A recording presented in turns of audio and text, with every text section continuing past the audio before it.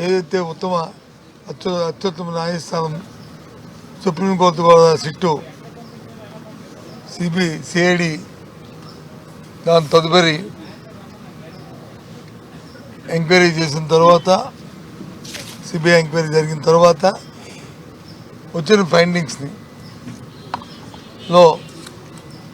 అసలు ఆ విషయమే లేదు అని చెప్పిన నేపథ్యం అవన్నీ కాకుండా చంద్రబాబు నాయుడుకున్న ధనదాహంతో ఆయనకున్న ఆ దుర్బుద్ధితో ఆ దేవదేవుడి మీద నైవేద్యం మీద ఆసరా పెట్టుకుని 320 రూపాయలకి కొంటున్న నెయ్యిని ఏదైతే హెరిటేజ్తో సంబంధాలున్నా ఇందాపూర్ సంస్థ ద్వారా డైరీ ద్వారా సప్లై చేస్తూ దోచుకు తినడానికి ప్రయత్నం చేస్తున్న నేపథ్యం గత వారం రోజులుగా రాష్ట్ర ప్రజలందరూ కూడా చూశారు. ఈ అంశం మీద చర్చించాలని చెప్పి మేము అడిగాం. ఇందాక నిమిషం హోంమంత్రి గారు వచ్చి ప్రభుత్వం తరఫున వచ్చి మాట్లాడుతూ ఆవిడన్నారు, కాదు ఇదంతా కల్తీ జరిగి చేశారు అని చెప్పేసి అని అవునా, మేము దాన్నే తెచ్చామంటున్నాం. వాస్తవాలు తెలుస్తాయంటున్నాం. సిబిఐ ఏం ఫైండింగ్స్ తెలుస్తాయంటున్నాం.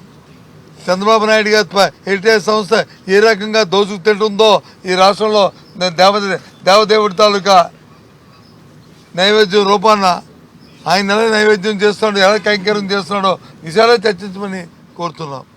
వారు రావట్లేదు. చాలా అత్యావసరమైంది బడ్జెట్ సమావేశంలో. ఓ పక్క బడ్జెట్ కూడా డొల్ల బడ్జెట్ పెట్టి ప్రజా సమస్యలకి ప్రజలకు కావాల్సిన అవసరాలు తీర్చడానికి కానీ ఎన్నికల్లో వాళ్ళు ఇచ్చిన మాట సూపర్ 6 అంశాలను కూడా పక్కన పెట్టి చేసిన బడ్జెట్. వాటి మీద కూడా చర్చించుకుందాం. దీని మీద డేట్ ఇచ్చి తర్వాత తదుపరి బడ్జెట్ చర్చ అయిన తర్వాత మళ్ళీ దీని మీద చర్చిద్దామంటే ప్రభుత్వం ముందుకు రావట్లే. ఎంతసేపు దాటవేత దూరం చేస్తూ కాలయాపన చేస్తూ కాలం గడిపేద్దాం అనే రీతిలో ఇవాళ ప్రభుత్వం ఉంది. చాలా దురదృష్టం. వాళ్ళ ఆలోచన ఒకటే, ఎవరి మీదో తెల్లి వాళ్ళని తుడుచుకోమని చెప్పే రకం తప్ప వాస్తవత రాదు. ఇవాళ క్లియర్ కట్గా క్రిస్టల్ క్లియర్గా ఇవాళ రాష్ట్ర ప్రజలందరూ కూడా ఆలోచన చేస్తా చూస్తున్నారు. ఆ దేవదేవుడి తాలూకా నైవేద్యం తాలూకా పేరు చెప్పి హెరిటేజ్ సంస్థ ఇందాపూర్ అనే ఒక డైరీతో చీకటి ఒప్పందం పడి దోచుకు తింటుంది. ఇందులో ఏ విధమైన ద్వంద్వ ఆలోచన లేదు. ఇది వాస్తవం, రండి చర్చిద్దాం అంటే రావట్లే. ఎందుకు రావట్లేదు? ఎందుకు భయపడుతున్నారు? ఇంతకుముందు చెప్పారు కదా, ఏవో మాట్లాడారు కదా, మరి ఎందుకు దానికి వెనకేసుకొస్తున్నారు? ఏదైనప్పటికీ కూడా మా పార్టీ మేమందరం మా సభ్యులందరం కూడా ఒకటే నిర్ణయంతో ఉన్నాం. ఓ పక్క ప్రజా సమస్యలు జరగాలి, ఓ పక్క దీని మీద చర్చ జరగాలి. రెండింటినీ కోఆర్డినేట్ చేసుకోవాలి. ఎందుకంటే బడ్జెట్ టోటల్గా లోపభూయిష్టంగా ఉంది. ప్రజా అవసరాలు తిరగలేదు. 3,35,000 కోట్ల రూపాయలని 1,000 కోట్ల రూపాయలు పెట్టి 90,000 కోట్ల రూపాయలు రోడ్డు బడ్జెట్ పెట్టి సూపర్ 6కి సంబంధించిన అంశాలు ఏవి అందులో లేకుండా, ప్రజా అవసరాలు తీర్చే లేకుండా, అటు రైతులకు కానీ ఇటు మహిళలకు కానీ అటు కార్మికులకు కానీ ఇటు యువకులకు కానీ ఇటు ఉద్యోగస్తులకు కానీ వాళ్ళ అవసరాలు తీరేటట్టు ఎక్కడా కూడా ఏ ప్రదర్శన లేకుండా ఇవాళ బడ్జెట్లో ఉంది. దాని డైవర్షన్ కోసం ఇవాళ చర్చించడానికి వద్దాం, దానికోసం మాట్లాడానంటే ఇది మాట్లాడు. ప్రసాదం కోసం వచ్చి దోపిడీ చేస్తూ ఆ దోచుకు తింటూ తిరిగి పెద్ద మనుషుల్లాగా వచ్చి చలామణి అవ్వడానికి ప్రయత్నం చేస్తున్నాడు చంద్రబాబు నాయుడు వారి కుటుంబ సభ్యులు. ఇది చాలా దురదృష్టం. రాష్ట్ర ప్రజలందరూ కూడా ఒక పాపాన్ని వచ్చి ఒక ఓటేసి 5 సంవత్సరాలు పదవిస్తే ఏ రకంగా ఈ పార్టీ ప్రభుత్వం తాలూకా దోపిడీ ఉందో ఒకసారి రాష్ట్ర ప్రజలందరినీ కూడా ఆలోచన చేయమని కోరుతున్నాను. నేను చెప్పిన దాని లేదు అవాస్తవం ఉంటే చెప్పిన దాంట్లో ఏదైనా కాదు అనుకుంటే రమ్మని చర్చించమనండి. వాస్తవాలు చెప్పండి ప్రజలకి. చంద్రబాబు నాయుడు మాట్లాడిన ప్రతి మాటని మేము చూపెడతాం. ఆ కూటమి సభ్యులు ఆ నాయకులు మాట్లాడిన ప్రతి మాటని మేము చెప్తాం. జరిగిన వాస్తవాలు ఏంటో చెప్తాం. నిన్న కూడా చూపెట్టాను మీకు, మీ అందరికీ. హెరిటేజ్ సంస్థకి ఇంద్రాపూర్తో ఉన్న డైరీకి ఉన్న సంబంధాలని, వాళ్ళ అనుబంధాలని అవన్నీ చూపెట్టారు. నిన్న సాయంత్రం వచ్చి ఒక వివరణ కూడా తిరుపతి దేవస్థానం నుంచి చూపించారు. వివరణల కంటే చర్చ రావచ్చు కదా, వివరణల కంటే చర్చ రావచ్చు కదా, రాలే. ఎంతసేపు ఫాల్స్ పబ్లిసిటీ. దాంట్లో ఏదున్నా మోటివ్ మాత్రం దోపిడీ, మోటివ్ మాత్రం దోపిడీ, దాంట్లో అవినీతి. ఎక్కడికి వెళ్ళే అక్కడికి వెళ్తుంది అది. ఏ అంశం చూసుకున్నా మళ్ళీ చుట్టూ తిరిగి ఆ దోపిడీ దగ్గరికి వస్తుంది. సుప్రీంకోర్టు మీరు వేసిన సిబిఐ ఎంక్వైరీ సిట్టే సిబిఐ ఎంక్వైరీ ఫైండింగ్స్ ఇచ్చిన తర్వాత అప్పుడు వాస్తవాలన్నీ మళ్ళీ బయటకు వచ్చాయి, కొన్ని కొత్త విషయాలు బయటకు వచ్చాయి. ఓ పక్క వచ్చి హెరిటేజ్ సంస్థ బయటకు వచ్చింది, ఓ పక్క వచ్చి సగం డైరీ బయటకు వచ్చింది, ఓ పక్క వచ్చి ఇంకా నంది అంటున్నారు. ఇంకా అది కూడా జరుగుతుంది. దాంతో హెరిటేజ్ కూడా సంబంధాలు కూడా విషయాలు కూడా బయటకు వస్తున్నాయి. ఇవన్నిటికంటే ముఖ్యం ఏదైతే ఇంతవరకు 320 రూపాయలు 350 రూపాయలు కొన్న నెయ్యిని 700 రూపాయలకి పెంచారంటే, డబుల్ చేశారంటే అందులో జరిగిన అవినీతి. నన్ను చెప్తున్నారు పాలు వచ్చి అప్పుడు వచ్చి లీటర్ 16 రూపాయలు ఉండేది, 11 రూపాయలు ఉండేది, ఇప్పుడు 40 రూపాయలు అయింది అని. ఎప్పటి నుంచి అయిందండి? ఏ సంవత్సరంలో 350 రూపాయలు ఉందండి? ఏ సంవత్సరంలో 700 రూపాయలు కొంటున్నారండి మీరు? అప్పుడు పాలు ఎంత ఉన్నాయండి చెప్పండి. దానికి ఎవరు ఇవ్వండి. ఏ సంవత్సరంలో 40 రూపాయలు అయిందో, ఏ సంవత్సరంలో అప్పుడు ఎంత ఉందో అది ఎవరు? ఏమనుకుంటున్నారు మీరు? ప్రజలు అమాయకులు అనుకుంటున్నారా? ఏమండి చంద్రబాబు నాయుడు గారు, మీ ప్రభుత్వంలో మీ నాయకులు మీ పెద్దలు చెప్తున్న మాటలు దెయ్యాలు వేదాలు వలిస్తున్నట్టు ఉన్నాయి. ఇది సమంజస మాహితి చాలా తప్పు. మీకు చిత్తశుద్ధి ఉంటే నిజంగా మీరు కానీ ఆ రోజు ఈ ముఖ్యమంత్రి చంద్రబాబు నాయుడు గారు మాట మీద నిలబడి ఉంటే, లేదు కూటమిలో ఉన్న ఉప ముఖ్యమంత్రి పవన్ కళ్యాణ్ గారు ఆ మాట మీద నిలబడి ఉంటే రండి చర్చకి. వచ్చారు కదా, హిందూ ధర్మం చెప్పారు కదా, భారతీయ జనతా పార్టీని చెప్పని చెప్పారు కదా, మీ సభల్లో పేపర్లో చూసాం కదా. చెప్పండి భారతీయ జనతా పార్టీ నాయకులారా, ఈ దోపిడీని మీరు సమర్థిస్తారా? ఇదేనా హిందూ ధర్మం తాలూకా ఇది నీతి? ఈ దోపిడీయా ఏంటండి ఇది? మేమందరం కూడా హిందీలో అందరూ దేవదేవుడు అంటే అందరికీ కూడా ఈ రాష్ట్రంలో కాదు, దేశంలో ప్రపంచంలో ఉన్న ప్రతి ఒక్కరూ ఆ దేవుణ్ణి దైవంగా కొలుస్తాం. ఉదయం కానీ నమస్కారం పెట్టుకుంటాం. మమ్మల్ని చల్లగా చూడు దేవుడు అని చూస్తాం. అతని మీద నిందలేసి మేమనుకున్నాను, నేను కూడా ఒక సందర్భంలో ఏంటి చంద్రబాబు నిలబడుతున్నాడు అనుకున్నాను. చూస్తే వెనకాల బ్యాక్గ్రౌండ్ దోపిడీ. 350 రూపాయలది 700 రూపాయలకి ఈ దోపిడీ. ఇది ఫైనల్గా కంక్లూజన్ ఏంటంటే, లాజికల్ కంక్లూజన్ దోపిడీ. చాలా దురదృష్టం. ఆ సంస్థ నిన్న మనం చెప్పాను, ప్రభుత్వంలో ఉన్నవారు వచ్చి ఇలాంటి తప్పులు చేస్తే ప్రభుత్వంలో కొనసాగే హక్కు ఉందా? ఒక్కరోజు కూడా చంద్రబాబు నాయుడు గారికి ఈ కూటమి ప్రభుత్వానికి కొనసాగే హక్కు లేదు అని చెప్తున్నాం. ఎందుకంటే ప్రభుత్వంలో ఉన్నవారు, అధికారంలో ఉన్నవారు, మనం గవర్నర్ ప్రమాణ స్వీకారం చేసి వచ్చాం.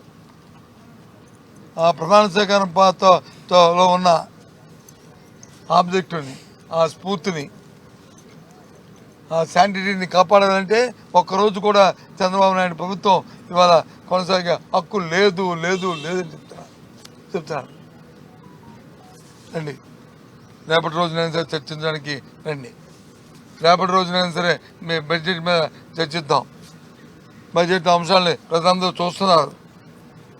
ఈ బడ్జెట్లో మాకేముంది, మాకేమి వస్తుంది, మా జీవితాలు ఎలా పెరిగవుతాయి, మా జీవన ప్రమాణాలు ఏ రకంగా పెరుగుతాయి, మా తాలూకా ఏ రకంగా మా జీవన ప్రమాణాలు పెరిగి మా కొనుగోలు శక్తి పెరుగుతుంది, మా పర్ క్యాపిటల్ ఇన్కమ్ పెరుగుతుంది అని చూస్తున్నాను. రైతు వచ్చి మాకు ఎప్పుడు గిట్టుబాటు వస్తుందని అల్లాడుస్తున్నాడు. మహిళ వచ్చి ఎప్పుడు మేము మా కాలం మేము నిలబడతాం, కనీసం డోక్రాకి ఇచ్చే రుణాలని ఇచ్చే 0 వడ్డీని ఒక పైసా కూడా కొంచెం ఎదుర్చలేదు, ఎప్పుడు ఇస్తారని చూస్తున్నాడు. విద్యార్థులు వచ్చి ఫీజు రింబర్స్మెంట్ చూస్తున్నారు. యువకులు వచ్చి నిరుద్యోగ యువకులు వచ్చి మాకు ఉద్యోగ క్యాలెండర్ ఇవ్వాలని చూస్తున్నారు. లేదు మాకు వచ్చి ఇస్తానని ఆ హామీ ఇచ్చిన 3,000 రూపాయలు మాకు ఇవ్వాలని చూస్తున్నారు, నిరుద్యోగ ఇవ్వాలని చూస్తున్నారు. అవన్నీ పక్కకు తోసి అవన్నీ డైవర్షన్ చేయడానికి, ఈ కార్యక్రమాలు చేయడానికి అరకోరి తాలూకా బడ్జెట్ కేటాయింపులు చేసి ప్రజలను మభ్యపెట్టి మరి చేస్తున్న ఈ వంచనకి ఇవి చూస్తే ప్రసాదం పోనీ నిజమే ఇంకా శాంతి అనుకున్నాం, కానీ కాదు. దాంట్లో ఉన్న లోపాకారం ఏంటంటే హెరిటేజ్ సంస్థ దోచిపెట్టడానికే ఈ కార్యక్రమం తీసుకొచ్చారు. ఇది వాస్తవం వాస్తవం వాస్తవం. కాబట్టి దీనికోసం ఎంతవరకైనా పోరాడతాం, ఎంతవరకైనా సరే ఈ కార్యక్రమం చేస్తాం. బడ్జెట్లో అంశాలని ప్రజలకి దాంట్లో మేలు జరిగే విధంగా మేము ప్రయత్నం చేస్తాం. ఈ ప్రభుత్వం ఒత్తిడి తీసుకొస్తాం, ప్రభుత్వం తాలూకా ద్వంద్వ వైఖరిని ఎండగడతామని చెప్పి మీ ద్వారా రాష్ట్ర ప్రధానానికి తెలియజేస్తున్నాం.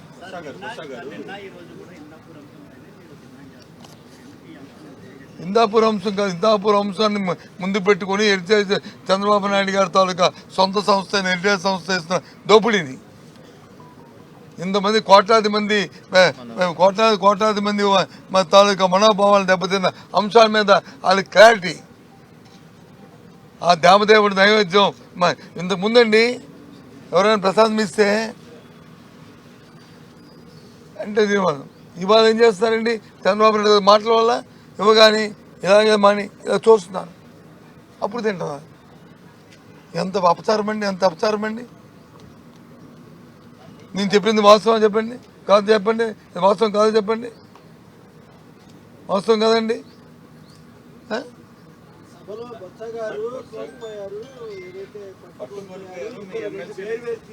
ఏ ఎమ్మెల్సీలు మాయో, ఏ ఎమ్మెల్సీలు ఏంటి ఏంటి ఏంటి మా పార్టీ ఎమ్మెల్సీలు ఎవరు లేదు. ఏం తీర్మానించి ఎవరు ఇచ్చారు? మరి రాజశేఖర్ గారు మళ్ళీ అవేమో కండువాళ్ళు కప్పుకొని రాజీనామా ఇచ్చారు. ఏదో కాగితం ఏది అదేదో ఉండాలా? ఇందాక ఏదో ఎవరో వచ్చారు, నాకు ఎవరికి ఇచ్చారు కాగితం, అప్పుడు రోజులు ఇవి. అదే తెలుగుదేశం పార్టీకి తెలుగుదేశం జెండాలు కప్పుకున్న కండువాలు కప్పుకున్న అప్పుడు ఇవి వాళ్ళ ఎలక్షన్ లో. మా పార్టీ అంతా మేమందరం ఒకే మాట ఉన్నాం. మా పార్టీ మా నాయకత్వం ఏదైతే మా పార్టీ విధానాలు ఉన్నాయో వాటినే మేము కొనసాగిస్తున్నాం. పాపం ఏదో తెలియక తెలుసో అని ఉంటాడు. ఇదే ఈ లడ్డు ప్రసాదంలో ఉన్న ఈ కావు కొవ్వు నివ్వు కొవ్వులు అదే ఇది కూడా ఇది వాళ్ళ తాలూకా ప్రలోభాలు లోపడి వాళ్ళ తాలూకా ప్రలోభాలు లోపడి వాళ్ళ తాలూకా ఏదో ఆశకు లోబడి పాపాలను రిజైన్ చేశారు. ఆ విషయం నాకు కూడా చెప్పారు. అవి స్పీకర్ తాలూకు నిర్ణయం ఉంది. వాళ్ళు మా పార్టీ నుంచి మా దగ్గర నుంచి రాజీనామా చేసి వెళ్ళిపోయారు. వాళ్ళు మా సభ్యులు ఎలాగొస్తారు? వాళ్ళు ప్రభువులు లొంగి కాగితం ఇచ్చారు. సరే వాళ్ళు పట్టుకోల్పోయాం, పట్టున్నదో ఆ ఆనందంలో ఉండమని చెప్పండి. మాకేం పోయింది? మాకు అది అప్రస్తుతం. ఎంత ఇంపార్టెంట్ ఇష్యూల మీద అది అప్రస్తుతం. అది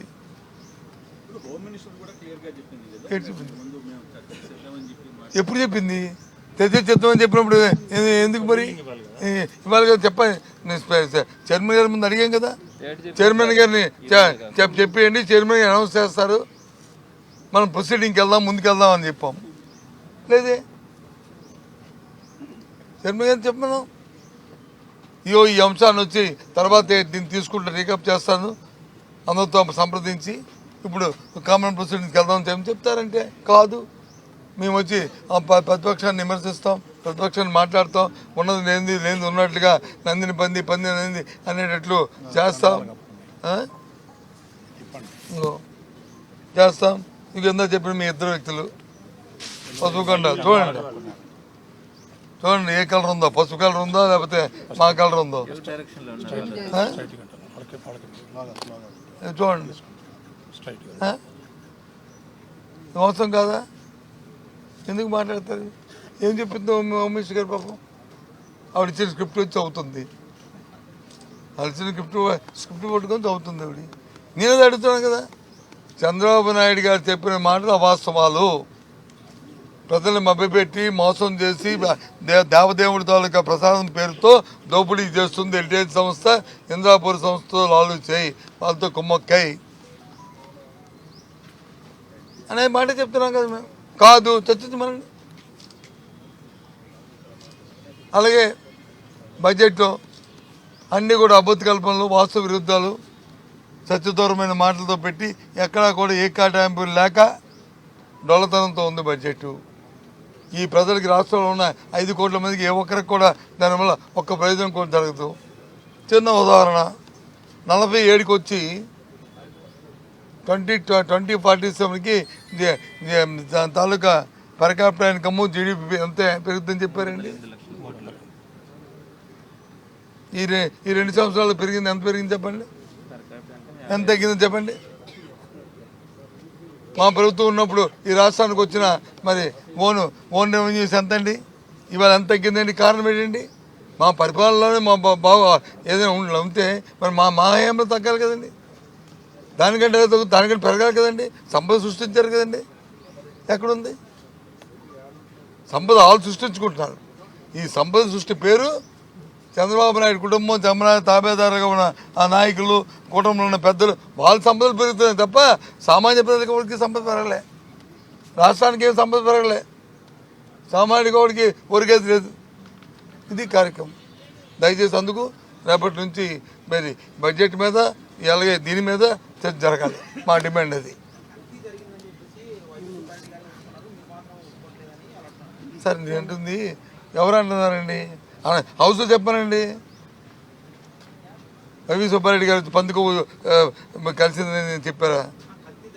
ఇది చెప్పారు. ఇందాక ఇవి చెప్పింది. ఆ శాంపిల్స్ ఎప్పుడు ఇవ్వండి, అవి ఎప్పుడు ఈ శాంపిల్స్ అవి వీళ్ళు ప్రభుత్వం పంపించిన శాంపిల్స్ ఎన్డీపీకి ఎన్డీఆర్కి వెళ్ళిన శాంపిల్స్.